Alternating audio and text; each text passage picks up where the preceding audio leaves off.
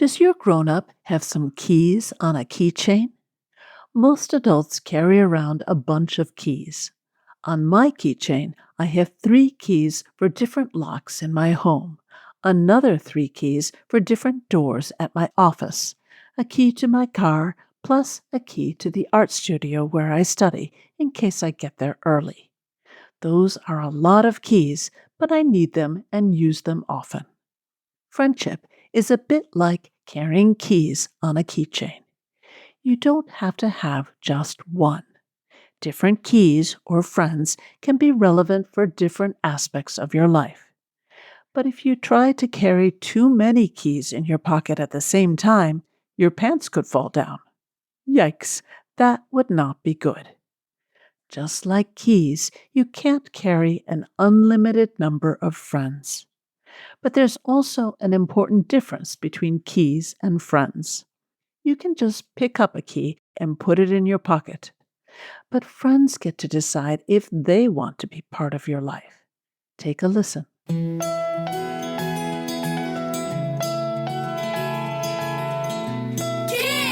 Ask Dr. Friendtastic!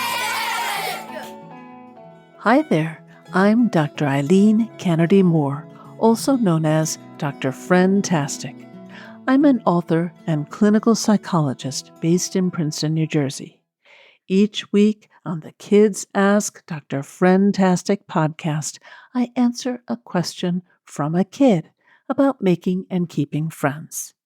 If you have a question you'd like me to answer, you can send it in at drfriendtastic.com/submit.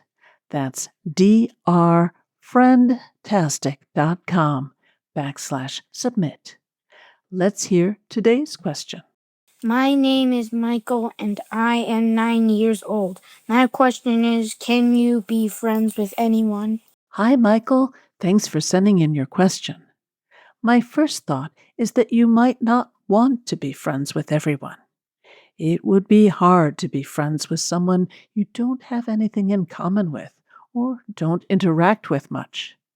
It would be unwise to try to be friends with someone who is frequently unkind to you. Plus, there's a limit to how many friends you can carry in your mind and in your heart at one time. My second thought is that not everyone is going to want to be friends with you, and that's okay. Friendship has to go in both directions. Both people have to like and care about each other. My third thought is that friendship is not all or nothing. You can have different kinds of friendships with different degrees of closeness. If you imagine a staircase of friendship, the bottom step might be a bus stop friend. Maybe you don't know that kid well and don't spend that much time with them, but chatting with them makes waiting for the bus a little more pleasant.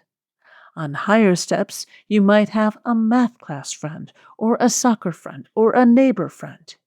You spend more time with them and know them better.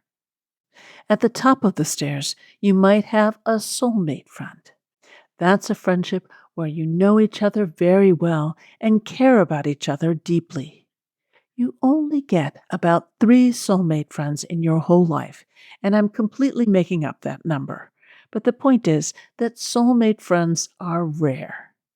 Sometimes less intimate friendships deepen over time. Sometimes they don't.